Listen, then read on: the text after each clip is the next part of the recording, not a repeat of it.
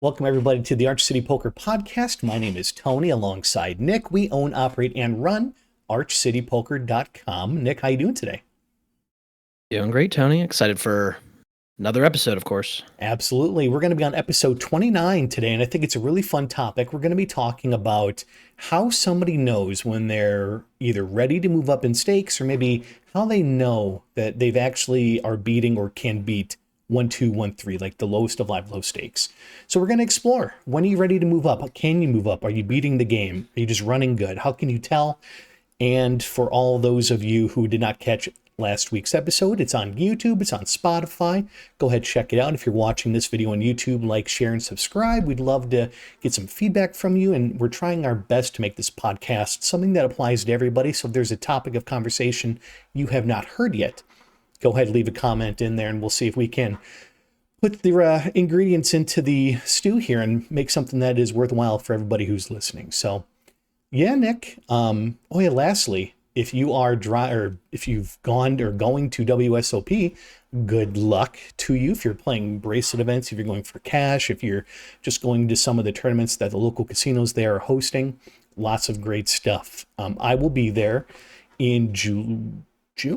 I think I'll be there. No, July. I think you said July, didn't I you? think July. Yeah, I think I'll be there in July for about a week. And if we run deep in some of the bracelet events I'm firing, I'll be there probably a little bit longer. But that's a problem I'm willing to figure out if I'm playing for a six-figure bracelet. So anyways, good luck to you if you're heading out there, and hopefully you're tapping into archcitypoker.com to look at some of the material there to refresh yourself, get yourself ready. And we are doing our best, Nick and I, to take like short videos after a session and just kind of talk about maybe a cool spot that happened, how we feel after a session, just some like raw, unedited. We are playing the same games you're playing. Here's how we navigate them. Here are the spots we run into. And if you like that kind of content, let us know. We'll make more of it. But we're just trying to give a feeling of we're not just people talking on a podcast. We are actively playing in the games that you're playing in, either 1-2, 1-3, 2-5, upwards of 5-10. And it's some pretty exciting stuff, Nick. So, right, Yep, we're going to indeed. dive into it. So the first question I actually have, and again, it's a big question. It's not going to have a short answer. But if you were to ask somebody, how do you know, I'm talking to you as if like you're the somebody. How do you know if you're actually beating 1-2 or 1-3? And what do you think they would say? And like, what are, as someone who's been a coach for a long time, what are the indicators that you look at to determine if somebody's actually beating the current games that they're in and ready to move up? Okay, so I think if I'm answering as a 1-3 regular, or like a live low stakes regular, if you will, I think a lot of them would think about it really simplistically, like it'd just be very results oriented. Like, are you making money or not? Do you maybe feel like superior skill wise at the table? I think some might mention that. I think for me, as somebody analyzing if somebody else is in fact a profitable player in the live low stakes environment, I mean, honestly, like if I can see or hear like how they think through a hand, that for me is a huge indicator of whether they likely are a profitable player or not. I don't even think I have to see like anything they've tracked. I don't think people would lie about that to themselves, if that makes sense, Tony. Like, I know Mm-hmm. people would track their own results, and I think most would probably be honest about it, but maybe they exaggerated or whatever, to their own benefit, I guess, if when they explain it to somebody else. But yeah, I think for me, like if I talk to a player and I just, hear how they think through a hand, and honestly, it doesn't have to be me, you know, like asking them as a coach or instructor. It could just be me sitting at a table and in another regular, somebody's telling me about a hand, or I just hear them aloud, like giving their thoughts about how a hand was played. Like you can decipher a lot about a player's skill level, from just that, Tony. So I honestly, Yeah, for me, that's the biggest thing. Yeah. that's a pretty good one. How much of it do you think is based on bankroll or their confidence or their results at the end of a session? Like maybe they've won 10 sessions in a row. Like, Yeah. what are the like maybe some of the bigger indicators that maybe somebody's beating their game? If maybe those are indicators, maybe they're not. What do you think? No, I mean, yeah. So I think the results obviously can be, but I think we sample size matters. Like we've talked about that a lot in this platform. I would have to see, I would say months and months, like maybe, I don't know, maybe even like honestly, like a year of like really beating the level that you're playing at. Um, Besides that, like from their perspective, it might be a much smaller sample. It might be something like they've, played the game for, with some regulars for a few weeks or even just a couple months. And like, in the short term, the deck is going to really affect, your results more than anything. And we've talked about that a lot too. So like, the results obviously matter in the end, but it's going to be the long-term results. And I think I would like to see a pretty hefty sample size to an accurately logged chart or of their sessions or whatever the results. Like I'd like to see that to see how they're really doing.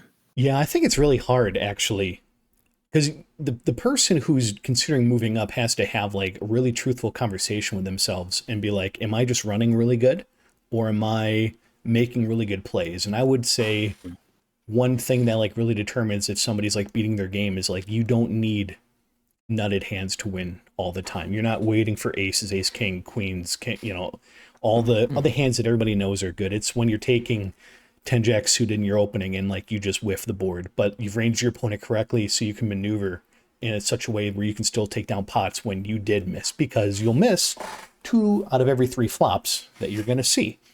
So if you're relying on that one time to bank the cards that are in your hand, it's just going to make your life a little bit more difficult, and it makes the variance just that much harder because it's harder for you to identify where you are in a hand if you have ace king and you flop to king and you're pretty sure that you have the nuts. But do you, when they're being aggressive, when you lead maybe a bet onto a flop that's king high and it gets check raised? Are you thinking about sets? Are you able to fold that hand you've been waiting forever to finally bank and that you banked? So just like little stuff like that. I would say, Nick, I think the best example, like you said, is like somebody providing a hand history analysis, because you're getting an opportunity to see what vernacular they know. Do they understand stack to pot ratio? Do they know what a range is, how to construct a range, how to identify what their own range in a certain situation is? Are they playing positionally? Are just they playing the 2 cards in their hand? Do they know what a dynamic board means? Do they know what a dry board means? What are their bed sizes? Are they checking out of position? Are they betting in position? Are they not doing anything? Are they just all those things? I mean, I can go on, I can make a huge list, but that for me, just like you said, is probably the main indicator of like how good is somebody. Tell me a hand you played. And if it, like we said this before, if it starts off with my aces got cracked against 3-7 suited, well, okay, but let's go back and diagnose the hand and what happened in the history, and do you know the different villain types and like all the things. So Yeah, and to add to that, I think to take what I said even just a quick step further is that, when I say like I want to hear how a player thinks through a hand, and specifically like things I would want to hear, a lot of it you mentioned, Tony, but like I think a lot of the guys that care about playing well and are trying to get better at poker, and they're playing low stakes because maybe it's possible that that's just financially what they're comfortable with, or what they're able to play, or maybe they're stuck at low stakes and they're not able to move up. Hence the topic of this episode. But I think when I hear players that are kind of the tryhards, that I refer to them, where like if I hear you use like GTO jargon or things like that, and it's like you might know that stuff a little bit, but like when I've heard players, I've heard so many players in my life, especially ones that claim to be professionals. They're like, well, I need a 2-5 or a 5-10 or greater or like larger, or I can't beat 1-2 and 1-3 because like I can't beat these guys. Like they have a bunch of bullshit all the time. I can't range these guys. Okay, then that tells me a lot about what kind of player you really are, because like I want to hear thoughts that make sense for the game that you're trying to beat, the level of player that you're trying to beat, right? Like if I hear all this GTO jargon and all this, you know, just like this spider web of stuff that you don't need for these games, then I'm like, okay, like you're overthinking it. If if I hear some of that stuff like for a bigger game, sure, but like I want to hear how you think through a hand, but then I also want it to make sense for the type of player or population that you're playing against. That makes a lot of sense. Yeah. And I have said that as well because I would go and I would maybe beat a bigger game and I'll go to 1-3 and I'll have a losing session. I'll go, what the F? Yeah. What is happening? And Yeah. it's just adjusting. It's just getting Mhm. back into the way you range people at a 1-2, 1-3 game is significantly different because the level of aggression is diminished at a 1-3 game. So you just have to be a little bit more precise. You can't just throw a bunch of garbage up in the air like you can at maybe some of the bigger games. And I say that as in people are so aggressive, you can just add so much more to their ranges more often than not. So yeah, 1-2, one Yeah, it three, not so definitely much.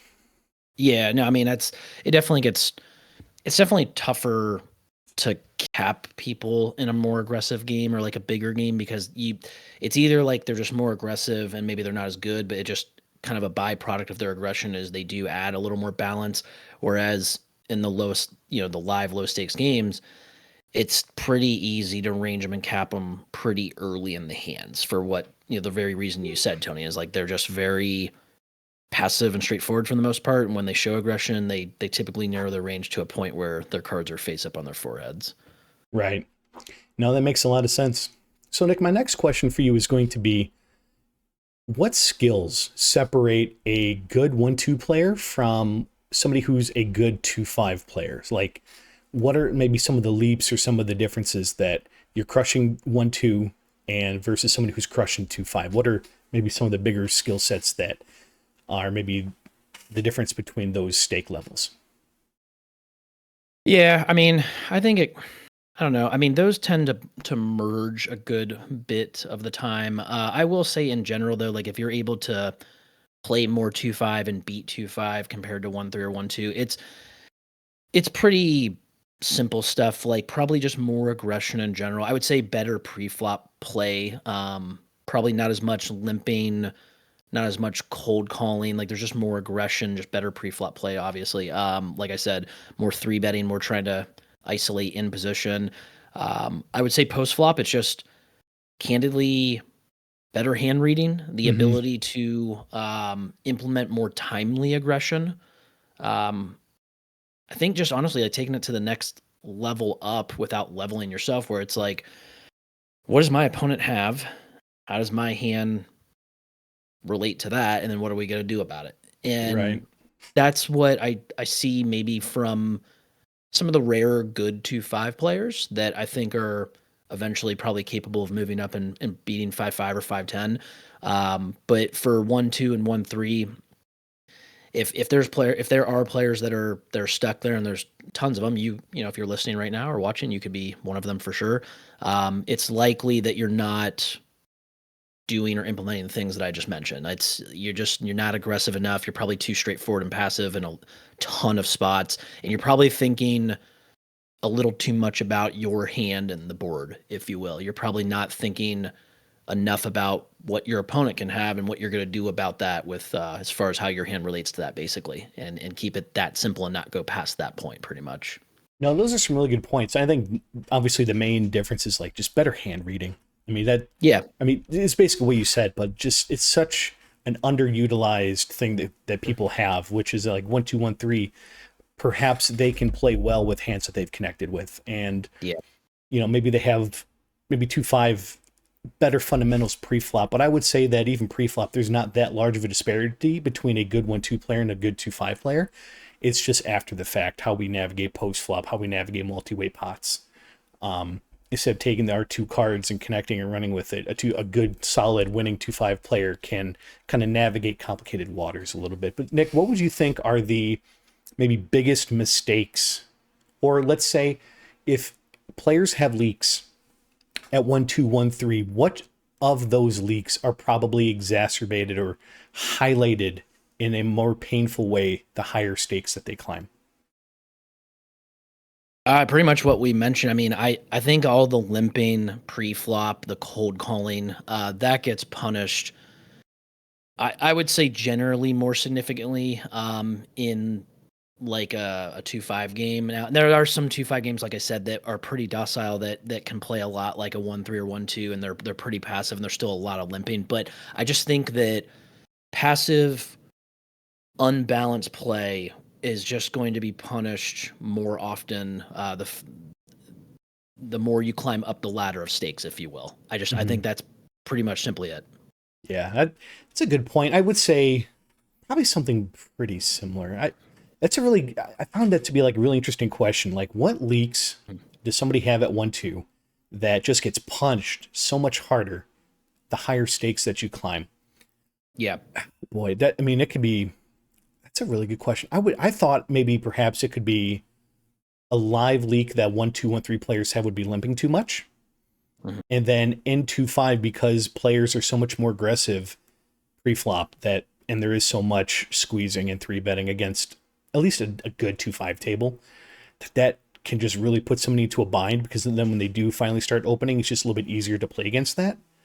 Yep. Um, Well, that's and what. everything goes back to like we've said the same things where it all everything kind of, how do I want to put this? Like it all kind of goes into this funnel of poker is a game of equity realization. And so if somebody like if you're basically telling me quick, Nick, like you have to say one thing, which I said like limping or like just passive play in general, but like if I truly have to say like one thing that separates like the true fish and then the guys that are really starting to separate themselves, it's being positionally aware.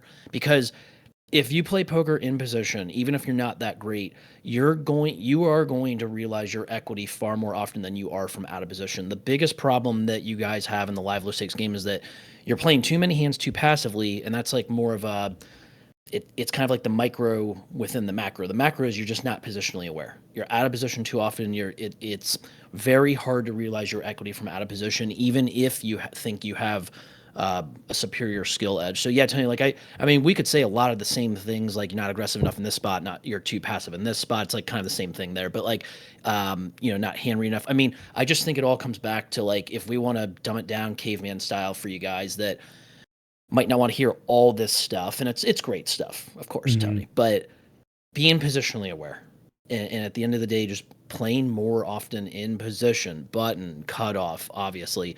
Um, yeah, it's just a lot easier to realize your equity in position. Yeah, and that kind of, I mean, this isn't really the topic we were talking about, but I always have thought like if you're going to be playing, you're going to be broadening your horizons and trying to utilize hands that maybe you are not accustomed to utilizing. And perhaps a villain opens from an earlier position and you have something to the effect of 7-10 suited, which by and large against most players is not particularly a three betting hand, but against maybe this villain in this example, we want to take that hand and we want to be aggressive with it.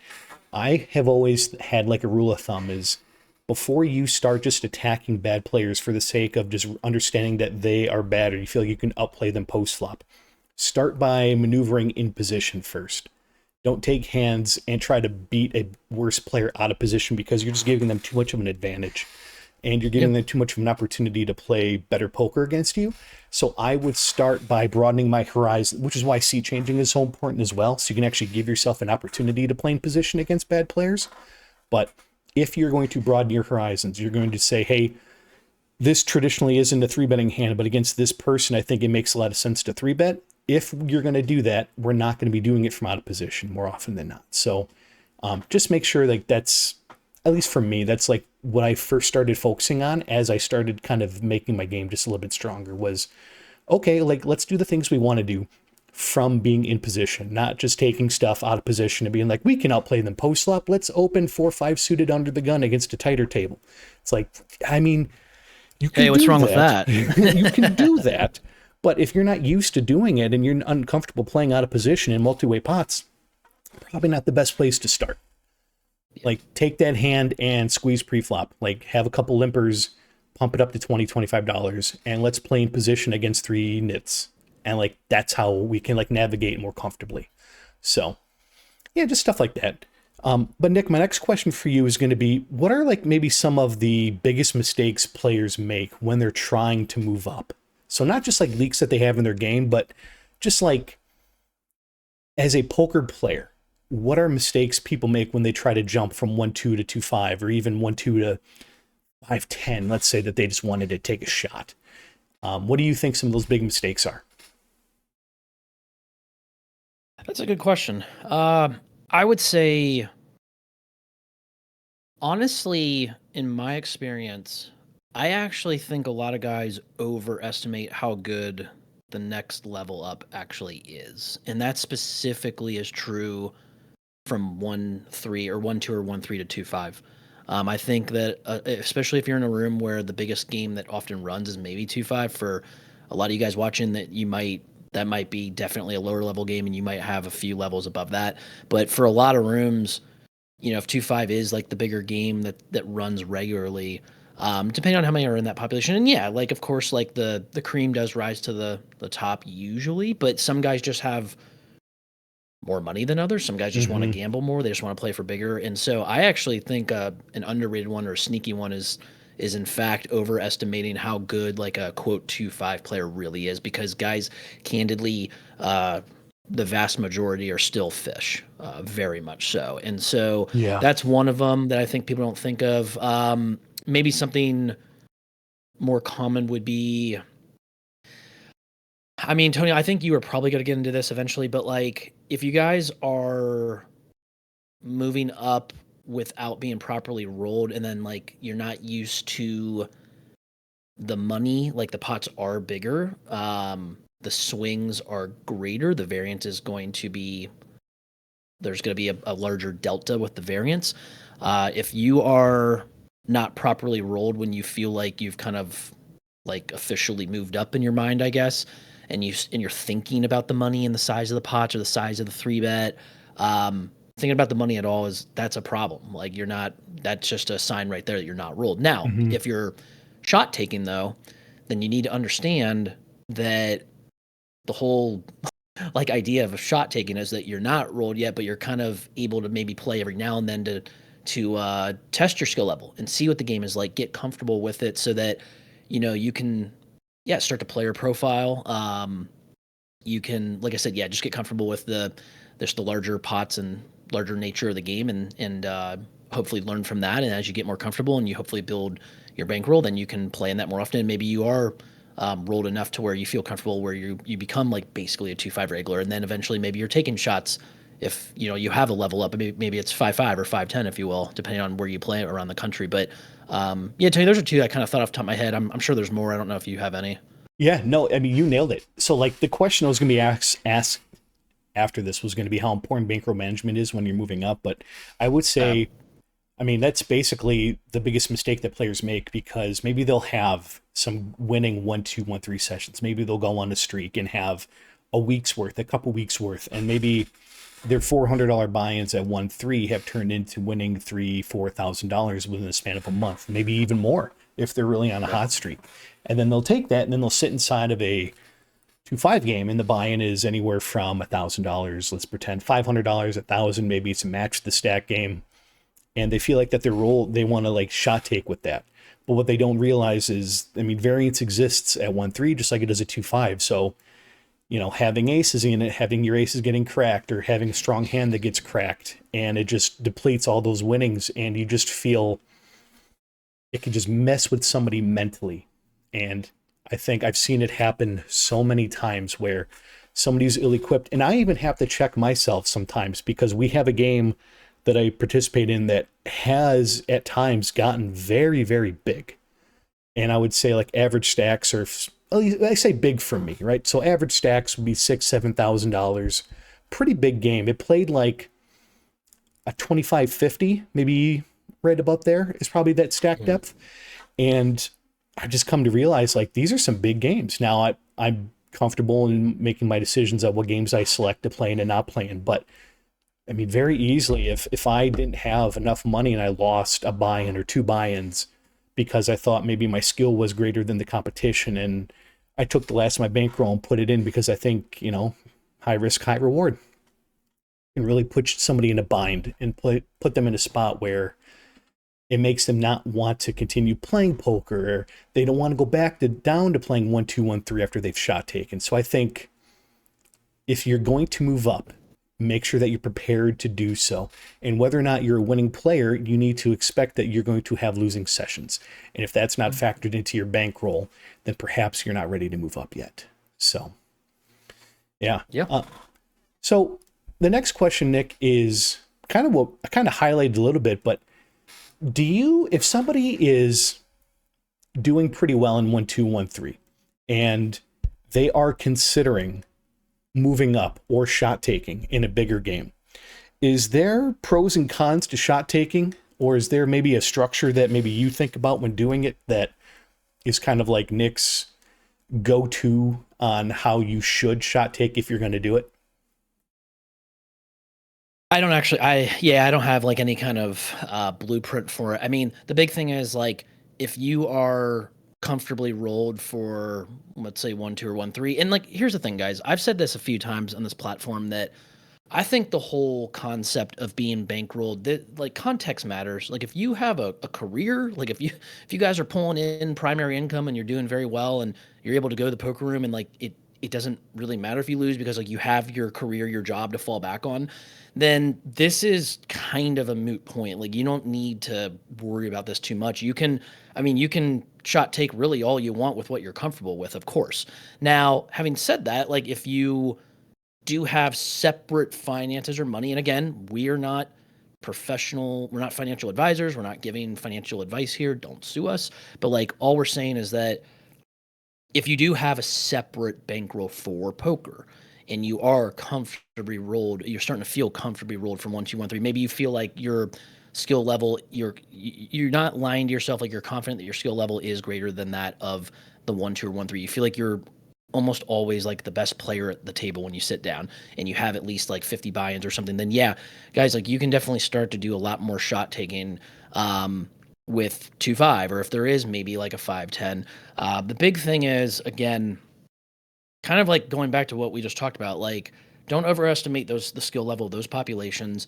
The skill set that we provide you, especially over at archstatepoker.com. There's a lot of great content on this platform, this YouTube platform that can get you guys, of course, started and really help turn you into a solid winning player, of course, in the games that you play in. But if you come over to archstatepoker.com, like in this skill set and all the updated content that we have with the strategies that we have tailor-made for these games, like you're going to be like anything that you take to a 1-2 or 1-3 game is going to be absolutely 100% applicable at the next level and then the next level above that. Like everything that we would suggest you would do is proven to win at those, and not win, just like, I mean, it's proven to just, shouldn't say it that way, but like it's definitely going to make you guys way more skilled players, and you should be able to beat those games like you do the 1-2 or 1-3. So yeah, I mean, as far as like shot taking, and yeah, Tone, I don't really, I mean, like I said, there's not like really a blueprint for it. I think there's probably literature out there that has like good ideas for that. For me, it's like if I felt comfortably rolled and I saw an opportunity to go into a game, and that's the thing too, is like there's a flip side of it. Like you don't want to be too conservative, especially early on. Like if you guys are able to take some blows from like and handle some negative variance, you would rather take shots earlier because the ground floor is not as far away. Like that fall is not as far, if that makes sense. Whereas like if you move up, like the shot taking, and like if you take some pretty big blows, like that fall can be much greater, if that makes sense. But like if you're shot taking 2-5 from 1-3, like there's only one level to really fall there, and then you're fine. You just build back up and you try again. So I think being more aggressive with it earlier in your poker journey makes more sense to me. Yeah, I share a lot of that sentiment. I would say that if you're going to shot take, and this is the same mentality I have when somebody is sitting down to play 1-2, 1-3, is on any given day, and this is like my personal thing. This isn't like what everybody should do. This is just like what I grew up doing, and it's made me feel comfortable. But that's to have anywhere from 3 to 4 buy-ins of whatever stake I'm planning on playing. And if I can afford to lose that and be okay, then it's okay to shot take. And I think 3 to 4 buy-ins is perfect. I don't like if you're going to like be bankrolled for a stake, then yes, you need significantly more than that. We're just talking about shot taking. So if my local 2-5 traditionally has $1,000 buy-in, I will wait until I have about $4,000 to actually shot take. And I have that much because I'm just factoring in that maybe I lose some pots, or maybe I make some mistakes, or perhaps somebody just gets lucky and like binks what they need to against me. I'm just giving myself some room to lose. So I give myself like a fair shot of actually shot taking. Because if I just wait, if I'm grinding 1-2 and I finally get $1,000 and I'm like, okay, I'm going to hop into the 2-5 that's $1,000 buy-in, and some shenanigans happen and you end up losing a large pot, well, then you're just stuck. You can't chip up. You're playing short stack poker against other players, and it's just not a winning strategy. So I think you just want enough room to refill a little bit. It's not a ton of money. You're not trying to wait for 20, 30, 40, 50K of winning at 1-2, 1-3 before you shoot a 2-5 game. I think you just need a few buy-ins. You don't even need 4, like 2 to 3 is probably more ideal, but definitely more than 1. But that's like my own personal thing that I think is relatively safe. And just like you said, Nick, the strategies that we implement at Arch City Poker, I mean, take it for like, we use them all the time. It's not like they're for other people other than ourselves. Like I implement them. I'll be implementing them tomorrow when I play in my 5-5-10 game. Like, and they work, and they are star-studded, fantastic strategies that are applicable at every live low stake anywhere in the nation you'd be playing. Whether you're playing in Texas, you're playing at the Lodge, you're playing in California, Thunder Valley, you're playing in DC, the MGM that's out there, that really nice room. It's applicable everywhere. So if you're struggling at 1-2, 1-3, or maybe you're a break-even player and you're trying to like figure out how in the heck you get in some of these bigger games, you head on over to archcitypoker.com and you just start listening and taking notes, and you have a poker notebook and you're like pre-flop section, blah, blah, blah, blah, blah, blah, blah, and you're just making this like itinerary for yourself on how you want to approach problems, how you diagnose a hand, what you should be thinking about before you even look at your cards, like position and stack depth and the action that was in front of you, the action that is after you, player tendencies, player history, like all that kind of stuff factors into your decision. So yeah, Nick, basically agree with you, just a little bit expanded there. So yeah. So Nick, I mean, kind of a bigger question, but if somebody wanted to move up in stakes from 1-2 or 1-3, what does that roadmap look like? Like, let's say we're trying to, like, their goal, their vision board is to move up in stakes a year from now, 6 months from now, whatever the case is, maybe next month, 3 months from now, whatever it is. What would a roadmap look like? And what would you tell maybe one of your students, kind of what that level of expectation is that they need to be accomplishing in order to move up? Like, what does a roadmap look like of moving up for somebody?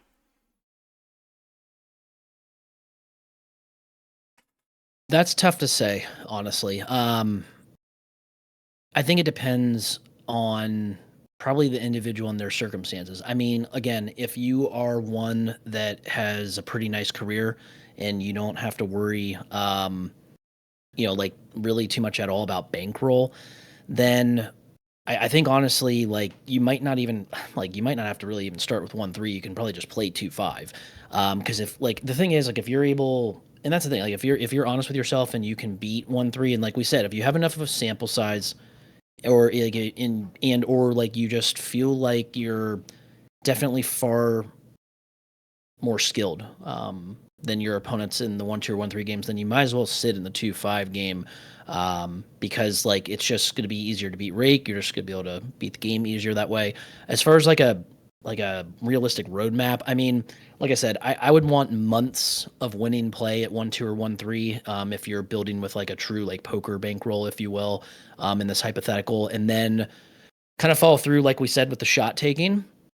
If the shot taking goes well and you get to where you are now officially rolled in your mind for say 2-5, then jump into the 2-5 as much as you can, get as many reps in at that level as you can, come up with some player profiles and try to learn from what you've seen and what your own play has brought. And but I think it does, it's tricky, Tony. Like I think it definitely matters based on the individual and their circumstances. And, because like you could run white hot playing 1-3 for like 3 or 4 months and you're like pretty well rolled for 2-5. But it's tough to say, like, if a lot of guys aren't honest with themselves, like you said, Tony, like maybe they don't realize how, how hot they were running. And then all of a sudden they get to 2-5 and they're getting, maybe they are getting their brains beat in a little bit by like a better population, depending on where, you're playing. And, Hmm. and then you get knocked back down. But, I think that you just have to be honest with yourself about your game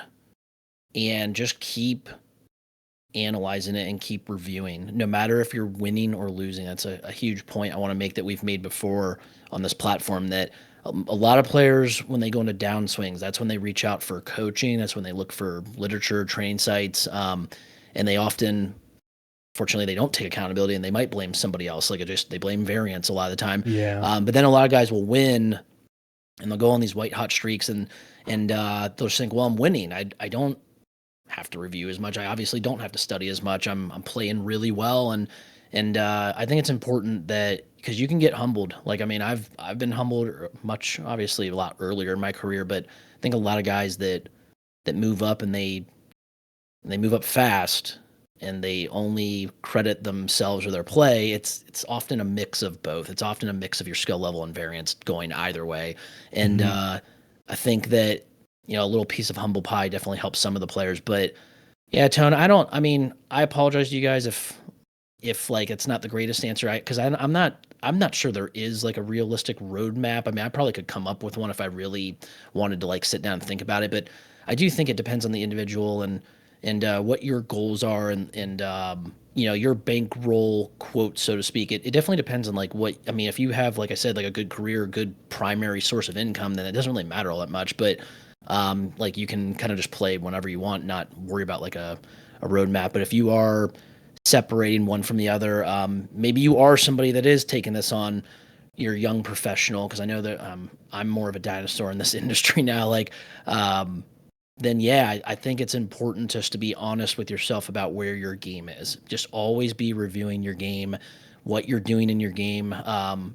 Rely on larger sample size for your results to know if the process is working. And that's the most important thing, as far as like just coming up with some kind of realistic roadmap for you moving up. Yeah. I think coming up with a roadmap is a little bit tricky, because who's to say what's right or wrong? Because I Yeah, think I think a different style is perhaps better for everybody. Kind of like how people have different methods of like learning. Some people are tactile, some people are visual, some people yeah.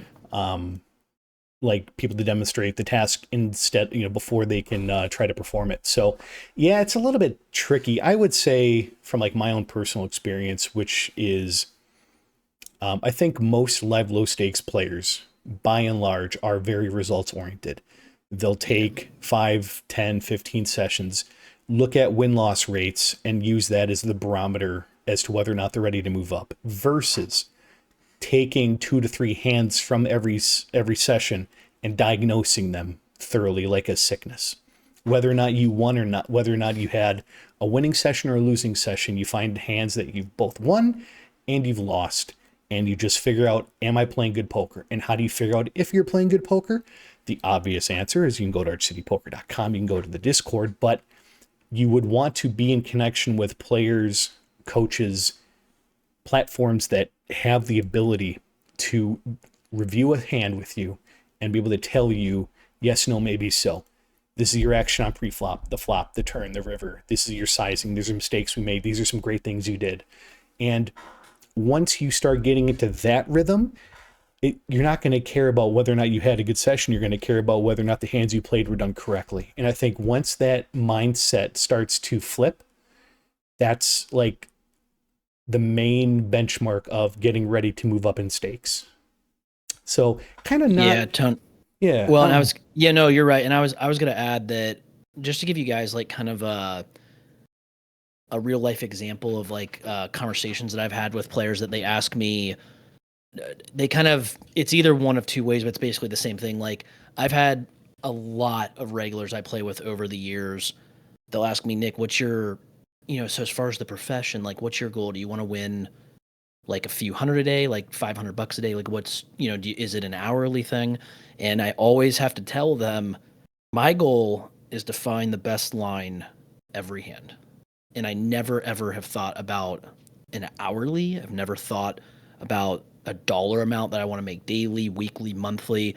Um, until you guys understand that this is a game of decisions that are made over the course of tens of thousands of simulations of that spot, then you're never going to truly get it. And it's in like, I just wanted to mention that, Chung, because you mentioned being results oriented. Like, you guys, 99% of you, if I would talk to you and you didn't hear what I just said, would definitely go to, like, what are you trying to make daily, hourly? What's your, for some of you guys that are more online or GTO, like, it would be like your big blinds per 100 or whatever. And sure, it's helpful, again, long term, to understand if your process is working. You need some kind of barometer, some kind of result to help confirm or deny like what you think about your game. But as far as like what Tony's saying, like a lot of you guys that only have time to play like one session a week, maybe two. Maybe you do play 4 or 5 days, but you're only playing maybe 4 hours or 5 hours a day, but you're not playing, like 99.9% of you are not playing professionally. You're playing recreationally. And so for you, and I think it's not even just because of that, but it's like human nature in general. Like, we don't really understand risk reward all that well. I think humans are very risk adverse, but they also are incredibly results oriented, like Tony said. And so I think I'm just trying to point out to you guys, simply put, that, yeah, it's for me, I, yes, like if I leave the poker room and I've won, yeah, I feel better probably just as a human in general than like if I lose. But that used to be like way more the case way early in my career. Whereas now I mean, I think it takes time to get to this point. You become a little numb to it, but like, I don't really feel much of anything when I leave the room now. Like, to me, it's all just, I truly have come to realize or accept that it's one long session. And as long as I am trying to find the best line every hand, then I feel like I've had a good day. Because over time, if I do that and I feel great about my process, which I do, and we've put that all over archcitypoker.com and this platform, then it's going to work out. Like, it's going to work out as long as, yeah, like, again, if you're rolled or you have, income that helps you not worry about that kind of thing, then, yeah, it's just about finding the best line and making the Mm-hmm. best long-term plus EV decision, if you will. Like, the results, again, do not matter. They don't Right. matter until you get to a large enough sample size to know if the process is working or not, and that's when it matters. Yeah, and there's levels to it as well, right? Mm, It is hard to be emotionless or robotic about that kind of stuff for sure. because we're human. And Nick, I think I'm really good at maintaining a level head at the table. I would say you're better at it than I am because I can identify moments where I could start to feel as if I was starting to get like upset either with the way I played a hand or the results of like an action that I knew I was supposed to do that I didn't. It's primarily mistakes that I have made. I don't care if I get drawn out on or my aces get Yep. cracked by kings. That stuff I don't care about anymore. But it's when I did the second best line and it cost me, or I did something that I don't normally do, or the right thing Yep. against the wrong person, stuff that's like my MO in a lot of cases. But it's Yeah. hard. It is hard to Yep. play that level of poker. But if you don't have an Arch City Poker behind you, giving you feedback and tips and suggestions and giving you a place to vent, like this is how you utilize Arch City Poker as a ladder to get to where you're trying to go. It's not where you're supposed to stay forever. It's supposed to be Yep. to help you where you're trying to go. And it's designed to help you crush live low stakes. So if you're not a clear winning player, if you're break even, and really look at yourself in the way you play. Are you on a hot streak? Have you just been winning the last month or two? Because if your strategy hasn't changed, but your win results have, it could be just you running hot versus just outplaying your opponents. So just food for thought. But yeah, Nick, that's going to wrap up episode 29 of our podcast here today. And before we go, do you have any final thoughts for anybody? Um, no final thoughts as far as the topic. I will mention briefly, I probably should have had the exact dates and maybe a few, same thing as we talked about maybe a few months ago, guys. If you're around the Ohio or specifically the Columbus area, there is another quarterly series that starts up the weekend of the what would that be, the 7th, Tony? I think it's upcoming Saturday, is Friday or Saturday is when it starts. But I am going to be at WSOP when that runs, so of course I can't. Of yeah, course that's when so it is. yeah, just wanted to quickly shout out to the room though, and let you guys know that today recording is, or tonight is June 1st when this drops. Actually, well, that doesn't matter. Yeah, when this drops, it'll be Thursday the 4th, I believe. So I think Saturday's the 6th. But yeah, the weekend around the 6th there. For the next week, there will be a bunch of events as part of the Hollywood quarterly series that's, of course, running pretty much every quarter. So just wanted to point that out for you guys. If you wanted another opportunity to get involved in some tournaments, maybe you'll see me around there. Maybe you'll see Tony when he gets back, and you can take a shot at him at 1-3. And I'll tell you about the bracelet I won in Vegas. yeah, right. There you go. Yeah, you have to wear it. If you win, you definitely have to wear it at the table. Yeah, and if you just for those listening, we had we had somebody come on who'd talk with us on the podcast, and he took down one of the big events. So if he can do it, surely we can do it too. So Oh, if he can do it, anybody can do it. He would say that. If he can do it, anybody can do it. That's Right. for damn sure. All right, everybody. That's going to wrap up episode 29 of the Arch City Poker Podcast. Head on over to archcitypoker.com for all your PLO and No Limit Texas Hold'em live low stakes needs, and we'll help you be a better player. Thanks, everybody. Have a great day.